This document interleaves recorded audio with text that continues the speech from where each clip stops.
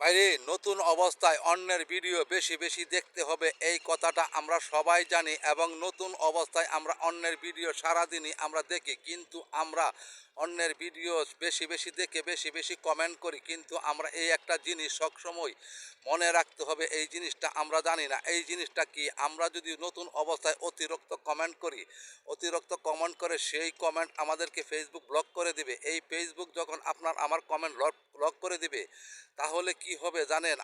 আমি যখন শুধু খালি ফেসবুকে ভিডিও আপলোড করব, তখন আপনার আমার ভিডিও কেউ দেখবে না। যখন আপনার আমার ভিডিও কেউ দেখবে না, তখন আপনার আমার পেজটা রিচ এঙ্গেজ ডাউন হয়ে যাবে। এজন্যই আমরা সীমা অতিক্রম করে কোনো কাজ আমরা ফেসবুকে করব না। আমরা কমেন্ট করব, কিন্তু আমরা কমেন্ট কীরকম করব?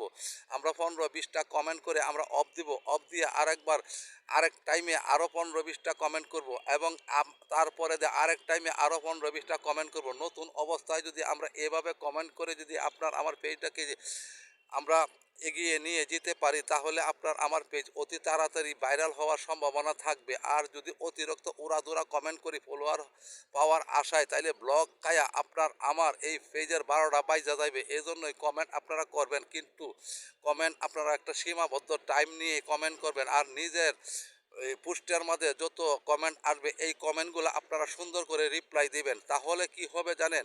ওই রিপ্লাইয়ের সাথে সাথে আপনার আমার এঙ্গেজটা বেড়ে যাবে। এভাবেই আমরা একটা পেজ নতুন আমরা তুলব, এবং এভাবেই পেজ তুলতে হয়। আমরা অতিরিক্ত কমেন্টের কারণে আপনার আমার পেজ নষ্ট হয়ে যায় নতুন অবস্থায়।